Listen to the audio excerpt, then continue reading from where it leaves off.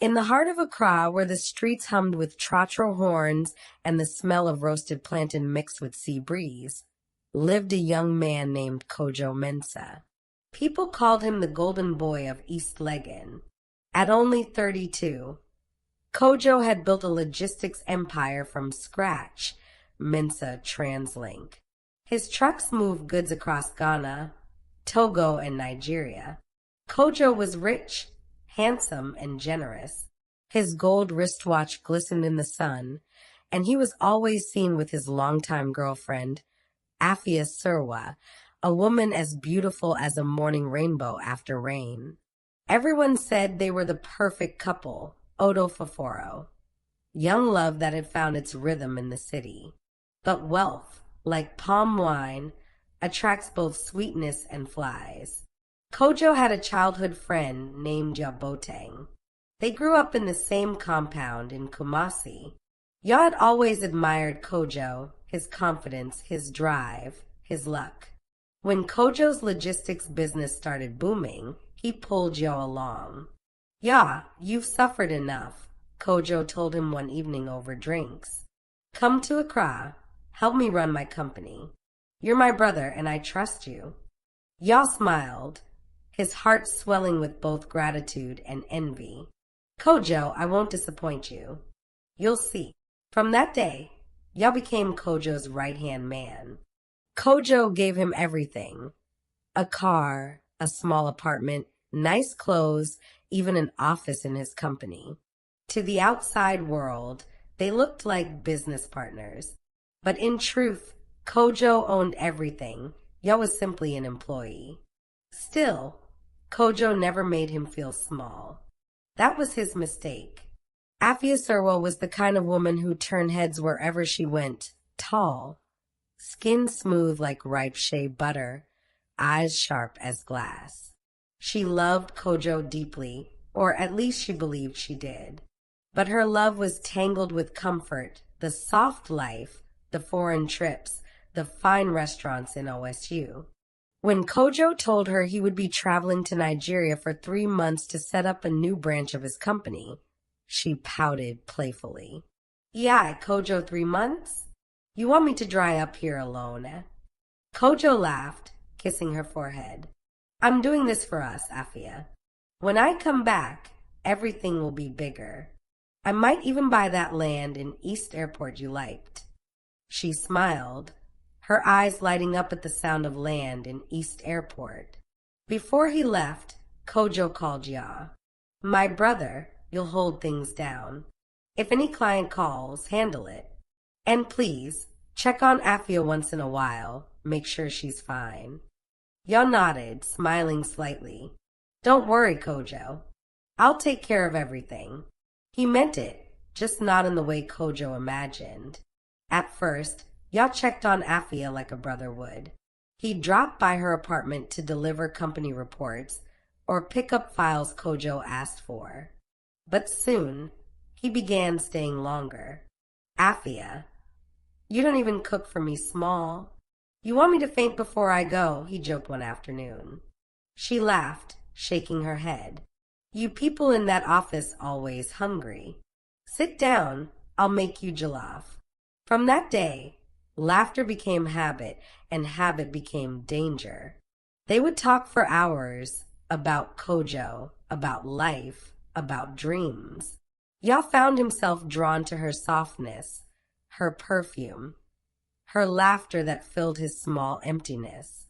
And Afia, lonely and flattered by attention, didn't fight it.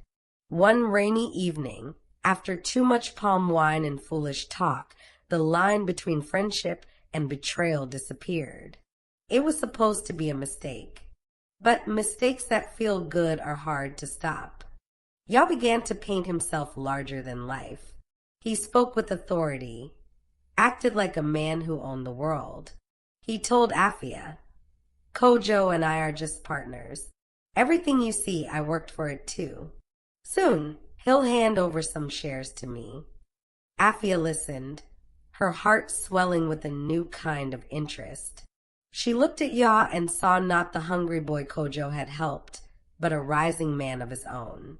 Ya started taking her out. Dinners, weekend getaways in Ada, small gifts. The lies grew thicker. Afia began to dream differently. She started comparing the two men, Ya's energy versus Kojo's calm. The devil loves such comparisons. 3 months passed quickly. Kojo's expansion in Nigeria went better than he dreamed. He returned to Ghana with excitement, contract signed, new trucks on the way, a heart full of hope. He called just several times during his journey, but Ya always sounded distracted. Ah, Kojo, small issues, but everything they go well, he'd say. When Kojo's flight landed in Accra that Friday night, he didn't call anyone. He wanted to surprise both his friend and his woman. Driving home in his black Range Rover, he noticed something. Another car parked in his driveway. A car that looked suspiciously like one he had bought for Ya. At first he thought maybe Ya came to check on Afia like before. But something in his chest felt tight, uneasy. He walked quietly to the front door, the sound of laughter leaking through the window blinds. Inside the house, Afia and Ya sat close on the sofa, sharing roasted chicken and red wine. Her head rested on his shoulder, the kind of comfort only lovers share. Kojo's keys jingled as he entered. The laughter stopped instantly. Ya froze mid-sip. Afia's smile died on her lips. Kojo, she whispered, eyes wide. Kojo stood there, still as a tree in harmattan wind. Ya, he said quietly, in my house?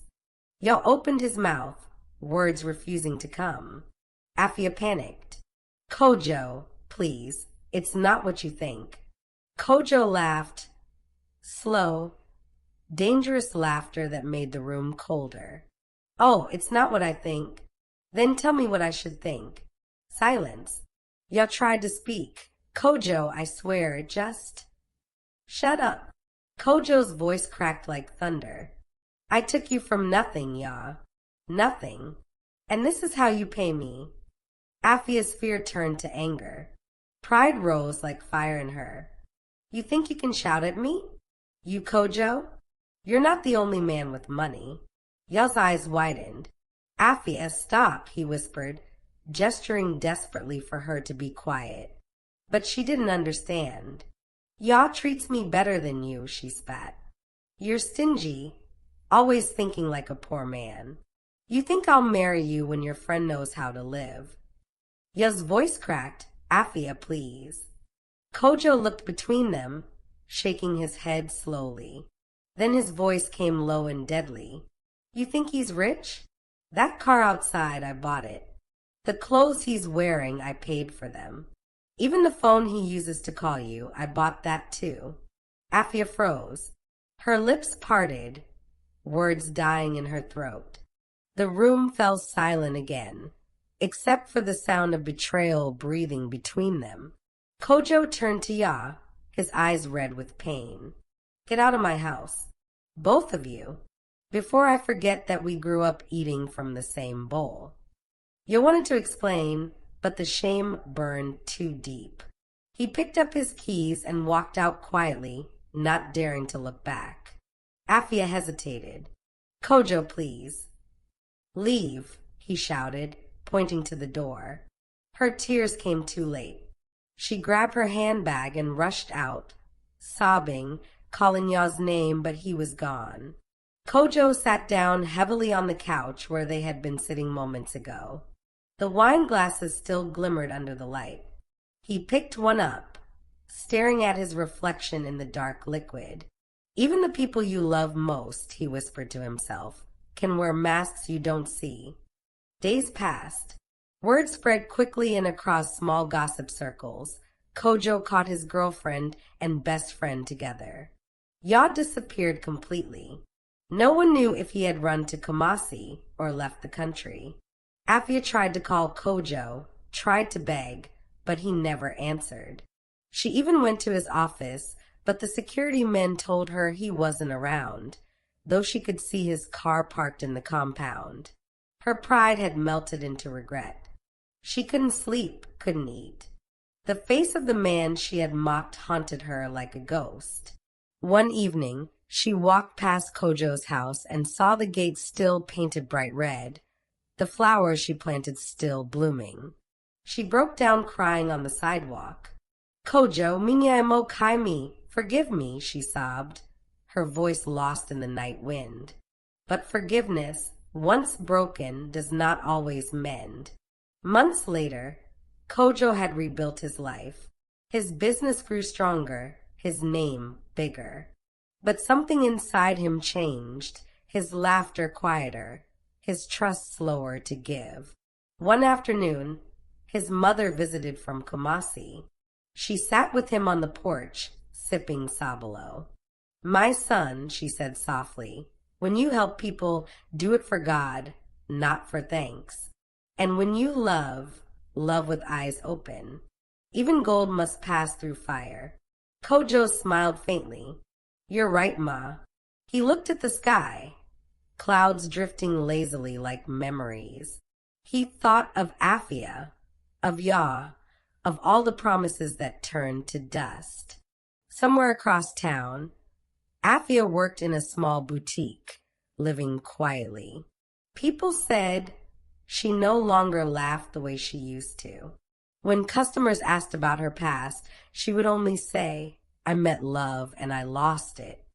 As for Yah, rumors said he was seen in Kumasi driving a taxi, the proud man who had tasted betrayal from both ends. In the end, Kojo realized that not every smiling face is a friend, and not every "I love you" is love. Sometimes the people you feed with your own hands are the first to bite your fingers. And sometimes the people who chase money forget that the real wealth is a clean heart.